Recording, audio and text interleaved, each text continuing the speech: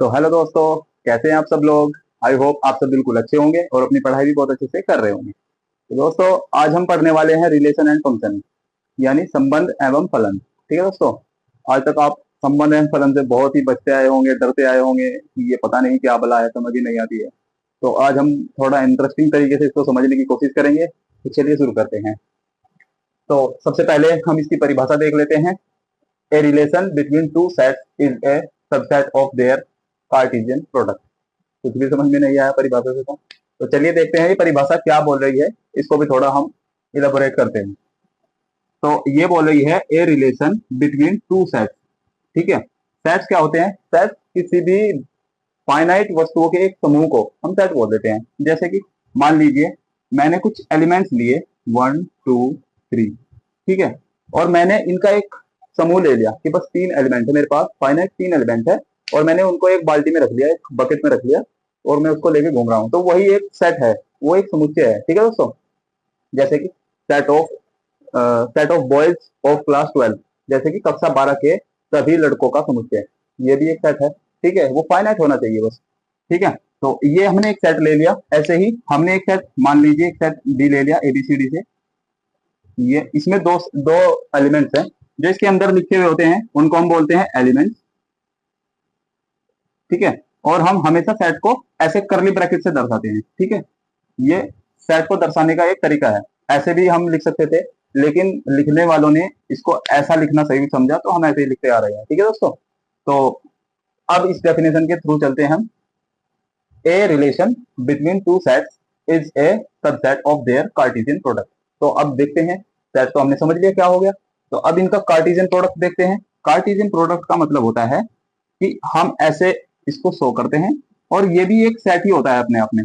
लेकिन इसके अंदर जो प्रोडक्ट, इसके अंदर जो एलिमेंट्स होते हैं, वो होते हैं आपके पेयर फॉर्म में। ठीक है, ये आपके दो दो का जोड़ा होता है। ठीक है, यानी कि एक एलिमेंट इसका होगा, एक इसका होगा, एक इसका होगा, एक इसका होगा। तो सबसे पहले वन के साथ में एक कुछ रिलेशन बनेगा। मान लीजिए 1 A के साथ रिलेटेड है, तो 1 B के साथ भी रिलेटेड है। ऐसे ही 2 A के साथ, और 2 B के साथ। ऐसे ही 3 A के साथ, और 3 B के साथ। ये हमने इसका क्या बना लिया? कार्टेशियन प्रोडक्ट का सेट बना लिया। ठीक है दोस्तों, इनको हम बोलते हैं ऑर्डर्ड ऑर्डर्ड पेयर्स।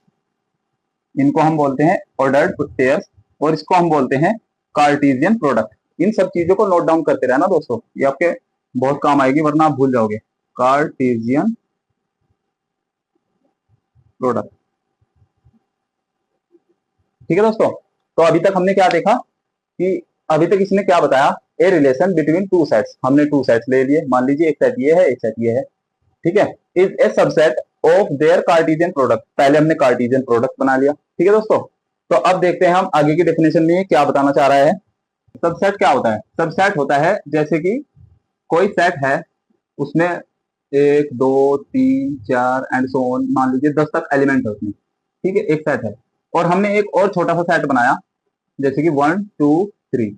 ये सेट ए था और ये सेट बी है। ठीक है, तो हम देख रहे हैं कि सेट ए में 10 तक के एलिमेंट थे। ठीक है, इस बाल्टी में 10 तक की संख्याएं पड़ी हुई थी, जैसे वो प्लास्टिक की होती है ना, जिससे हम बच्चों को गिनती सिखाते हैं, वो पड़ी हुई थी। अब उनमें से हमने 3 चुन लिए, तो वो हमने उनमें से ही चुने ना, तो इसलिए हम इसको बी को बोलेंगे, B is a subset of A. हमने बी को ए में से ही चुना है। ठीक है, तो हम जब बड़े सेट में से हम छोटी चीजें निकाल लेते हैं और एक और नया सेट बना लेते हैं, जैसे हमने एक नया सेट बना लिया 3 चीजों का, 3 नंबर्स का, तो ये उस बाल्टी में से ही निकाले हुए 3 नंबर्स हैं। तो ये 3 नंबर उस बाल्टी के सबसेट हो गए। वो बाल्टी एक सेट था, और उसमें से हम छोटे हमने नंबर निकाल लिए, तो वो हो गया एक हमारा सबसेट। ठीक है, सबसेट भी आपने समझ लिया। अब यही तो ये बोल रहा है कि subset of their Cartesian product. ये एक कार्टेशियन प्रोडक्ट का एक सेट है। इनमें से ही हमें कुछ इसमें से एलिमेंट्स लेने हैं, जो कि एक लॉजिकल रिलेशंस के साथ जुड़े हुए होंगे, उसे ही हम रिलेशन बोल देते हैं। उसको हम आर से दर्शाते हैं। ठीक है दोस्तों, जैसे कि मैंने इसमें लिख दिए 1 A और 2 B। तो ये मैंने इस कार्टेशियन प्रोडक्ट में से ही कुछ दो एलिमेंट लिए और एक रिलेशन तैयार कर दिया। ठीक है। तो ये रिलेशन जो है ये एक अपने आप में लॉजिकल तरीके से बना हुआ है, ऐसे नहीं कि कोई भी एलिमेंट हमने चुने और लिख दिए। ये तो मैंने अभी एग्जाम्पल के लिए लिखा है, ठीक है दोस्तों। तो इस डेफिनेशन का मतलब आप समझे होंगे कि इसने लिखा है a relation between two set is a subset of their Cartesian product. जो हमने कार्टेशियन प्रोडक्ट बनाया है उन दो सेट से, उनमें से ही कुछ एलिमेंट्स को चुनेंगे और उन्हें एक लॉजिकल तरीके से हम रखेंगे, वो एक रिलेशन बन जाएगा, ठीक है दोस्तों। तो ये हुई आपकी डेफिनेशन। अब देख लेते हैं ये रिलेशंस होते कितने प्रकार के हैं, ठीक है। तो टाइप्स ऑफ रिलेशन, वीडियो में ज्यादा लंबी नहीं करूंगा, जल्दी से देख लेते हैं टाइप्स ऑफ रिलेशंस।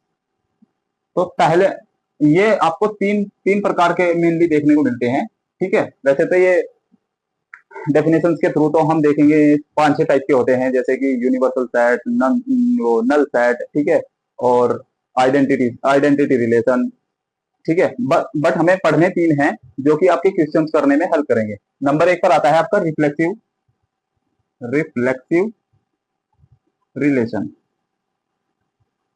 आप इनसे ही परेशान होंगे और उनका आपको मतलब भी नहीं होगा। रिफ्लेक्सिव रिलेशन का मतलब क्या होता है, इसको हम हिंदी में बोलते हैं स्वतुल्य। स्वतुल्य, अभी मैं बताऊंगा क्या मतलब है इसका, स्वतुल्य संबंध, ठीक है। जैसा कि आपको नाम से ही पता चल रहा है, स्वतुल्य, स्वतुल्य यानी कि स्वयं के तुल्य। मैं इसको मतलबी रिलेशन बोलता हूं, मतलबी संबंध, मतलबी आदमी, मैं इसको बोलूंगा मतलबी आदमी, ठीक है दोस्तों। ये मतलबी आदमी है, ये वो आदमी है जो खुद का खुद से संबंध रखता है, बस किसी और से लेना देना नहीं, अपने काम से मतलब है बस, ठीक है।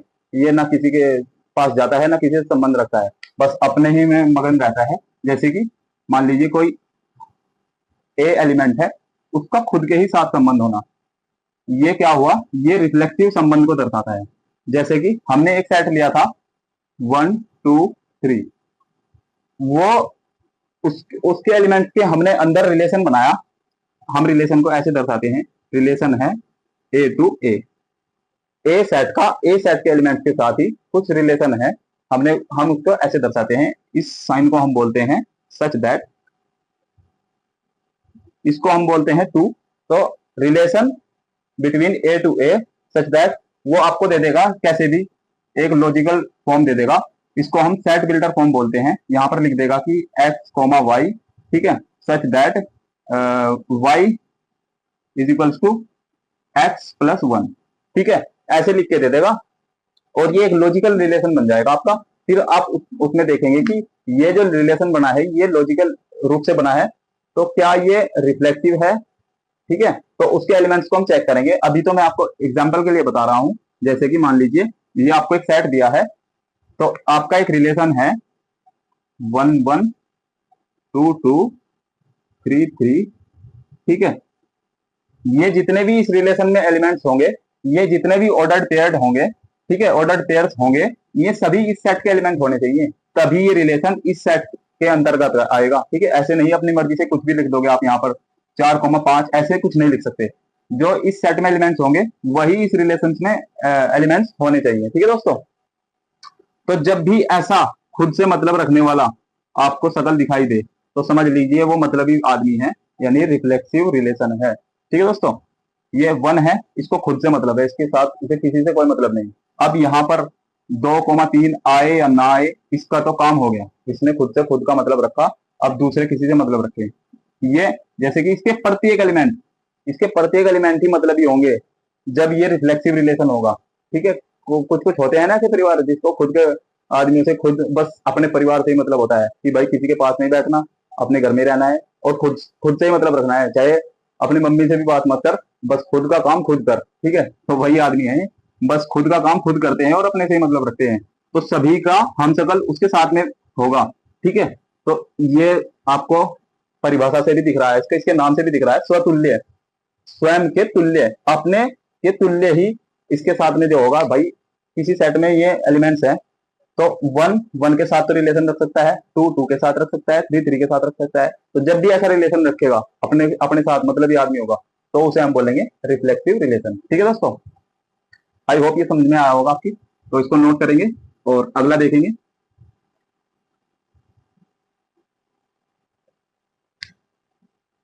सेकंड रिलेशन होता है आपका सिमेट्रिक रिलेशन। ये सिमेट्रिक वर्ड शायद आपने पढ़ा भी होगा बहुत जगह। सिमेट्रिक होता है जब दो चीजें उसको बाइसेक्शन करने पर सेम सेम आती है, उसको हम सिमेट्रिक बोलते हैं। ठीक है, इसको हम हिंदी में सममित बोलते हैं, सममित संबंध। आपको पता है जब हम तितली का बाइसेक्शन करते हैं तो, माफ करना ड्राइंग थोड़ी मेरी वैसी है, ठीक है, ये तितली जैसी लग तो रही नहीं, ये तितली है। तो जब हम इसका बाइसेक्शन करेंगे तो हमें पता है जैसी इधर होती है तितली वैसी ही इधर होती है, तो इसको ही हम सिमेट्री बोलते हैं, यानी जैसा इधर वैसा ही इधर। इंसान भी एक सिमेट्रिक बॉडी है। अगर हम इंसान ह्यूमन को भी अगर हम बाइसेक्शन करें, भैया ड्राइंग पे मत जाना, तो जैसा इधर से होता है इंसान वैसा ही इधर से होता है।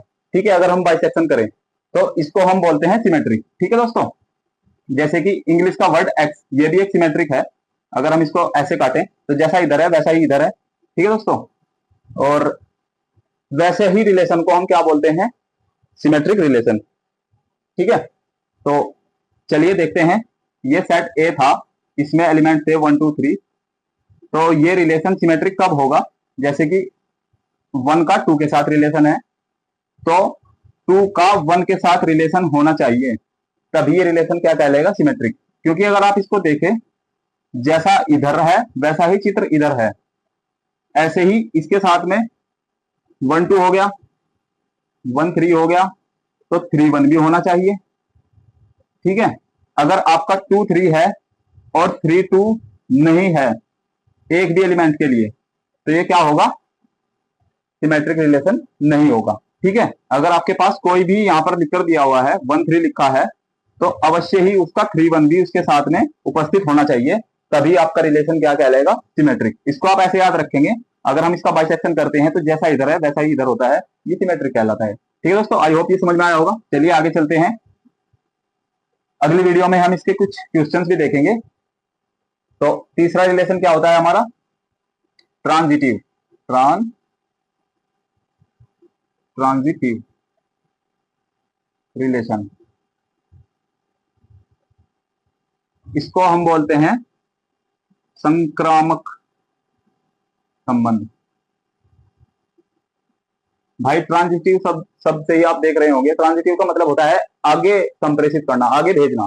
ठीक है, तो यहां पर जैसे कि कोई बीमारी ट्रांजिट होती है ना आगे से आगे, जैसे कोरोना था, वो एक ट्रांजिटिव डिजीज थी, वो संक्रमण बीमारी थी, आगे फैलती थी। वैसे ही यहाँ पर बीमारी नहीं फैल रही, यहाँ पर संबंध फैल रहा है आगे। ठीक है, यहाँ पर क्या फैल रहा है, संबंध आगे बढ़ रहा है। ठीक है, जैसे कि मान लीजिए ए का संबंध बी से है और बी का वही संबंध सी से है।